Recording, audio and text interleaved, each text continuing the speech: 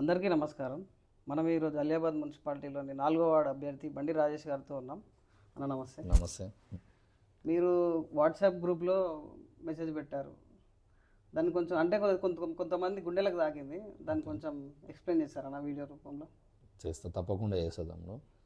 అందరికీ నమస్కారం. గ్రామ ప్రజలకి అలియాబాద్ మున్సిపాలిటీ 4వ వార్డు అభ్యర్థిగా నా సతీమణి బండి నాగరాణి గారిని నిలబెట్టడం జరిగింది. ఎందుకంటే ఈ వార్డు జనరల్ ఉమెన్ అవకాశం ఉంది. మిగతా రిజర్వేషన్ ఉంటే నా గురించి గ్రామ ప్రజలందరికీ తెలుసు. నేను గతంలో కూడా కొన్ని సేవా కార్యక్రమం చేయడం జరిగింది. అది కంటిన్యూస్గా చేస్తూనే ఉంటాం మేము. కానీ అవకాశం మహిళలకు వచ్చింది. మహిళలకు వచ్చినప్పుడు కూడా నేను ఎన్కరేజ్ చేయలేం. ఎందుకంటే ఇప్పుడు మీకు అందులో నేను వాట్సాప్ గ్రూప్లో నేను పెట్టడం జరిగింది. డబ్బు ముఖ్యం కాదు, సేవ ముఖ్యం అని చెప్పేసి.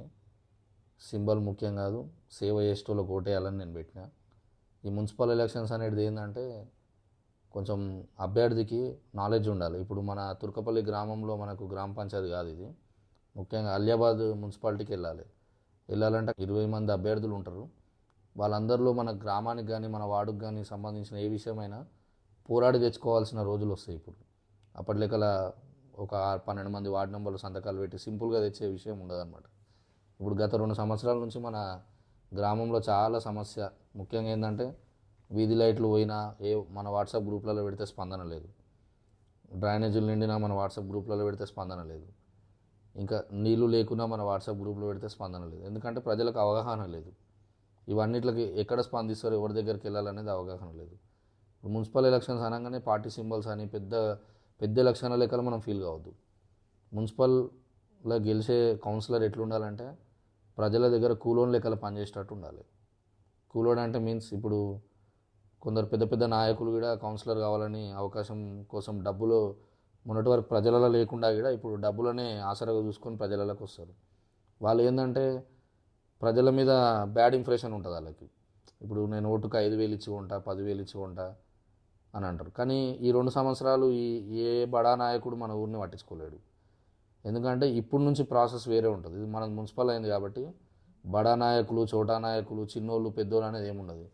ఒక కామన్ మ్యాన్ లేదా ఒక సర్వీస్ చేయాలనే ఉద్దేశం ఉన్న యువత ఎవరైనా సరే వాళ్ళ కాలనీ సమస్యల కోసం మున్సిపాలిటీకి ఎక్కువసార్లు తిరిగి పనిచేసే వాళ్ళు ఎవరున్నా వాళ్ళతోటి పనులు అవుతాయి. ఒక పార్టీ గెలుస్తేనే పని అవుతుంది, ఒక మా పెద్ద వ్యక్తి గెలుస్తేనే పని అవుతుంది అన్నట్టు ఏముండదు. ప్రజలు ఆలోచించాల్సింది ఏంటంటే ఇప్పుడు 4వ వార్డు గురించి ముఖ్యంగా 4వ వార్డులో గెలిచిన మహిళ అలియాబాద్ మున్సిపాలిటీకి పోయి మాట్లాడగలుగుతుందా? మన ప్రజా సమస్యలను 20 మంది మొగోళ్ళ ముందు, 20 మంది మున్సిపల్ ఆఫీసర్ల ముందు తీసుకెళ్ళి గట్టిగా కొట్లాడి మనకు సేవ చేయగలుగుతుందా అనేది ఒకటి ఆలోచించాలి. నా భార్య మీద నాకు పూర్తి నమ్మకం ఉంది. ఎందుకంటే నా భార్య బీఈడీ చదివింది. చదువుకున్న వాళ్ళ మైండ్ సెట్ ఎట్లుంటుందంటే ఫస్ట్ ఆఫ్ ఆల్ ఎవరికి అన్యాయం చేయరు. డబ్బు, లంచాలు ఇట్ల మీద ఇంట్రెస్ట్ చూపెట్టరు. అందులో యువకులం మేమిద్దరం, చిన్న వయసు వాళ్ళం, యూత్ కాబట్టి మాకు పనిచేయాలని ఇంట్రెస్ట్ ఇంకెక్కువ ఉంటుంది. ఎవరైనా సమస్య ఉంది అని గ్రామం నుంచి వచ్చిరనుకో ఇంకా ఎక్కువ ఇంట్రెస్ట్గా వాళ్ళ ప్రాబ్లమ్ని సాల్వ్ చేస్తాం. ముఖ్యంగా అక్కలారా, అన్నలారా, నా తోటి యువకులారా ఎవరైనా కానీ ఈ మున్సిపల్ ఎలక్షన్లో ఎన్నుకోబడ్డోళ్ళు మీ ఇంటి పన్నుల లెక్కలు ఉండాలి.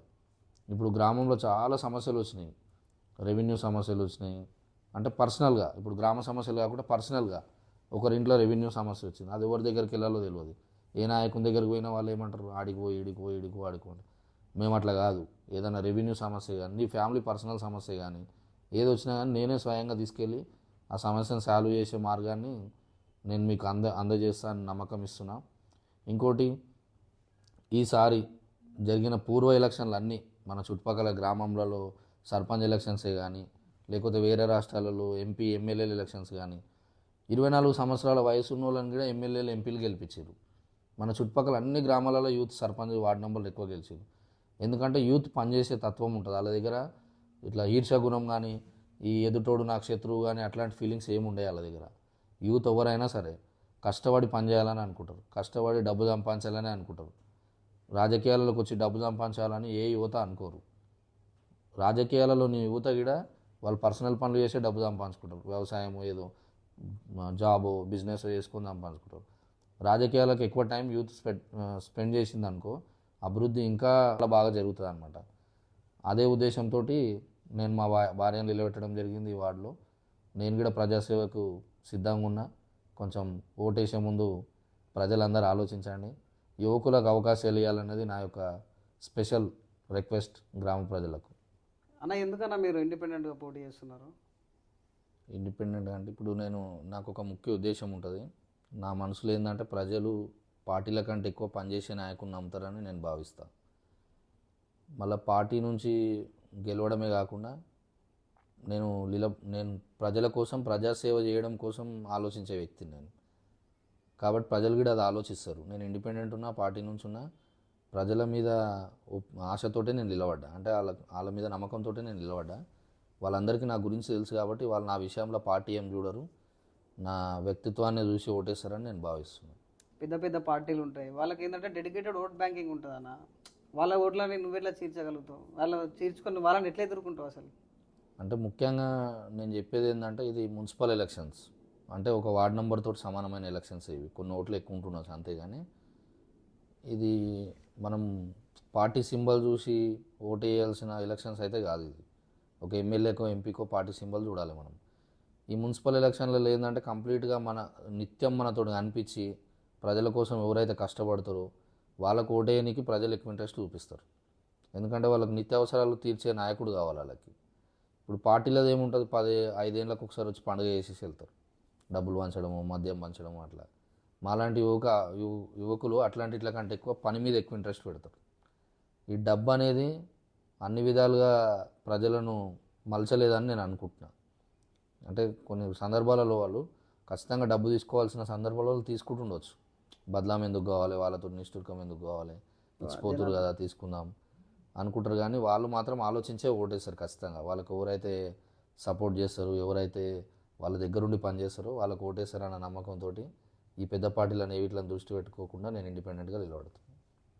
ప్రభుత్వ పథకాలు ఇప్పుడు ఇల్లు ఇప్పిస్తా అనడం, పెన్షన్ రాపేయడం, ఇవన్నీ సక్రమంగా అంటే అన్యాయం లేకుండా చేస్తారా అన్న మీరు? ముఖ్యంగా వీటి గురించి నేను ప్రజలకు చెప్పాలనుకుంటున్నాను. ఎందుకంటే ఇప్పుడు పెద్ద పెద్ద పార్టీలన్నీ ప్రజలను బెదిరించేది ఇదే విధంగా అనమాట. నీకు పథకాలు రానియం, నీకు డబుల్ బెడ్రూమ్లు రానియం, ఇల్లులు రానియం అని. నేను ప్రజలకి ఈ యొక్క విషయం చెప్పాల్సింది ఏంటంటే ఏ గవర్నమెంట్ పథకం అయినా సరే ఎవడబ్బా సొత్తు కాదు అది. కరెక్ట్. గవర్నమెంట్ పథకాలు ఏవి గవర్నమెంట్ ఇయ్యాయి. మనం కట్టే పన్నుల నుంచి, మనం కట్టే ట్యాక్స్ల నుంచి రిటర్న్ వచ్చేటివి అవన్నీ. ఒకరికి పథకం ఇవ్వద్దు అని ఏ గవర్నమెంట్ చెప్పదు. నాకు ఓటు వేయలేవని పథకం ఇవ్వద్దు అని ఏముండదు. పథకాలు ఎప్పుడు మనకు వస్తాయంటే మనం నిజంగా వీటికి ఎలిజిబుల్ అయితే వస్తాయి పథకాలు. ఇంకా కొన్ని విషయాలు చెప్తున్నాను నేను. గవర్నమెంట్ నుంచి చాలా పథకాలు ఉంటాయి, అవి ఏ నాయకుడు ప్రజలకు అందిస్తలేడు. ముఖ్యంగా వచ్చేసరికి డబుల్ బెడ్రూమ్ అని అందరినీ మభ్యపరిచారు. డబుల్ బెడ్రూమ్ 40 ఉన్నాయి ఊర్లో తెలుసు. ఒక 800 మంది వరకు మోటివేషన్ చేసింది, మీకు ఇప్పిస్తాం మా పార్టీ కోటేరు, మీకు ఇప్పిస్తాం మా పార్టీ కోటేరు, అన్ని విధాలుగా అన్ని పార్టీలు అట్లా చేసారు. కానీ యాక్చువల్ ఏంటంటే అందులో గవర్నమెంట్ వాళ్ళు సర్వే చేసిరు, నిజంగా ఎలిజిబుల్ ఉన్న వాళ్ళు 90 మంది లిస్ట్ తయారు చేసిరు.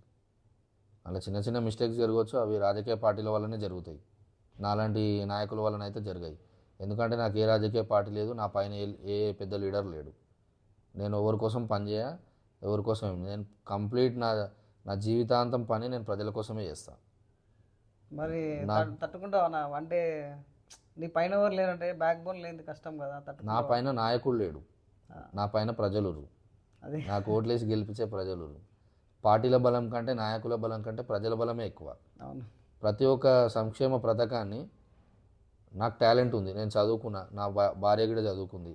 ప్రతి ఒక్క సంక్షేమ పథకాన్ని ప్రజలకు తీసుకుపోయి వాళ్ళతో అప్లై చేయించి వాళ్ళకు ఎలిజిబుల్ ఉన్న సూటబుల్ ఉన్న క్యాండిడేట్స్కి ఆ పథకాలు అందించే విధంగా నేను కృషి చేస్తాను ప్రజలకు.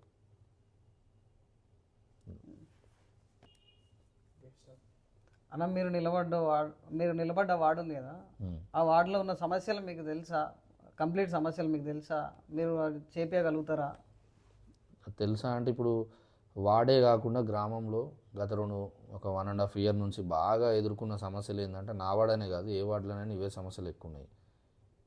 తాగునీటి సమస్య, డ్రైనేజ్ వ్యవస్థ, కరెంటు, ఈ సమస్యలు చాలా ఎక్కువ ఉన్నాయి అన్నమాట. ఎందుకంటే కొన్ని వార్డులో చూసినా నేను, ఇప్పుడు బీసీ కాలనీ సైడ్ లాంటివి అట్లా కొన్ని వార్డులలో కరెంట్ సమస్య ఉంది. వాళ్ళకు ఈ వార్డులో ఉన్న ప్రజలు ఎవరికి కంప్లైంట్ చేయాలో వాళ్ళకి కరెక్ట్ తెలియదు.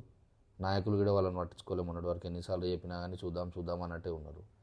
ఈ తాగునీటి సమస్య, మోరీల సమస్య మాత్రం అది అత్యధికంగా ఉంది. అది ఈ సమస్యలన్నిటికీ పరిష్కారం మనం మున్సిపల్ కమిషనర్ గారితో చేయించుకోవచ్చు అనమాట. అది ఇప్పుడు మున్సిపల్ కమిషనర్ పార్టీ వ్యక్తి గెలిచిండా, కామన్ మ్యాన్ గెలిచిండా అనేది ఎవరు ఆఫీసర్స్ చూడరాళ్ళు, వాళ్ళకి అవసరం లేదు.